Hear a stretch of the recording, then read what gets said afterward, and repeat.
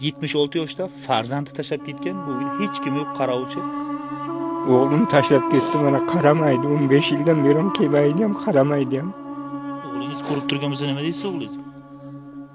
Agar shu mani videomni ko'rayotgan bo'lsang,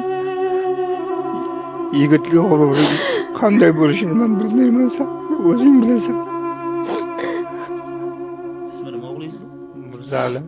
Mirzali aka ko'ryapsiz dedi, ko'zi yura olmay qolgan. Oyoqlari ishlamay qolgan, quvvatdan qolgan. 76 yoshda singlingiz boqib yuribdi. Apajon bizni ko'rib turganligini nima deysiz? Men ko'rib turgan akalar, ukalar, opajonlar, iltimos sizlardan yordam qilinglar. Iltimosim shu, sizlarga yordam qilinglar. Dadam uchun yordam qilinglar. Men uchun emas, shu dadam uchun yordam qilinglar. Dadangiz kasali nima o'zi apajon? Dadam kasallar davleni bo'lib qolganlar. Yurak, oyoqlar og'riydi, bir joyda o'tiradilar.